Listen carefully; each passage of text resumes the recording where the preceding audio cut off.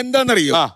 ഏതെങ്കിലും ഒരു ആശയത്തെ നിങ്ങൾക്ക് എതിർക്കണമെങ്കിൽ അതിന് നിങ്ങൾ ദേശത്തിന് എന്റെ പൊന്നു ചേട്ടാ അതൊന്നുമല്ല ഞാൻ പറഞ്ഞത്. നിങ്ങൾ പറയുന്നത് വേറെന്താണ്? ചക്ക എന്ന് പറയുമ്പോ ചുക്ക എന്ന് പറയുന്നത്. ഞാൻ കാശ്മീരിൽ ഇന്ത്യൻ മിലിറ്ററി കാശ്മീരികളെ ആക്രമിക്കുന്നുണ്ട് എന്ന് അദ്ദേഹം പറഞ്ഞു. അതിനെ പിന്തുണയ്ക്കുന്നുണ്ടെന്ന് ചോദിച്ചേ, അല്ലാതെ മറ്റൊന്നും ഞാൻ പറഞ്ഞിട്ടില്ല. അദ്ദേഹം പറഞ്ഞല്ലോ ഒന്നുമില്ല, എനിക്കറിയില്ല. നിങ്ങൾ 370 നിലവിലുണ്ട്. പരാതി ആർക്കും കൊടുക്കാം.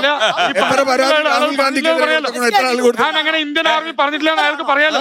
രാജ്യത്ത് കഴിഞ്ഞ ഏതാണ്ട് ഒരു മാസമായി ഈ രാജ്യത്തിനകത്ത് വിദ്യാർത്ഥികൾ എല്ലായിടത്തും സമരം ചെയ്യുന്നുണ്ട്. അതിൽ പ്രധാനപ്പെട്ട ഒരു മുദ്രാവാക്യം CJP അടക്കം ഉയർത്തിപ്പിടിച്ച മുദ്രാവാക്യം ഈ രാജ്യത്തെ കേന്ദ്ര വിദ്യാഭ്യാസ മന്ത്രി രാജിവെക്കണം എന്നുള്ളതാണ്. അതടക്കം ഇവിടെ നമ്മൾ ചർച്ച ചെയ്യേണ്ട ഒരു വിഷയത്തിനകത്ത് പോലും വ്യക്തമായ മറുപടി ഇല്ലാതെയാണ് ഇവർ കൊണ്ടുവന്നിട്ട് രാജ്യദ്രോഹികളായിട്ട് ഈ ആളുകളെയൊക്കെ ചിത്രീകരിക്കാൻ വേണ്ടി ശ്രമിക്കുന്നത്. ഇവർക്ക് മറുപടിയില്ല, മറുപടി പറയാൻ വേണ്ടി ഇവർക്ക് കഴിയില്ല.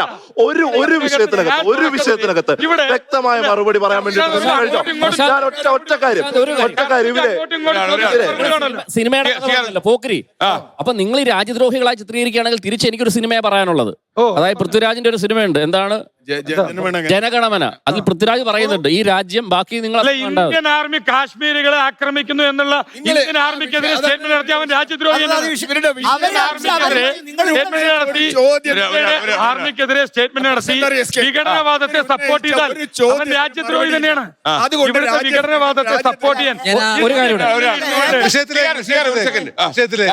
ഞാൻ പറഞ്ഞത്, ഞാൻ ബഹുമാനിക്കുന്ന ആളാണ് ജയചന്ദ്രൻ.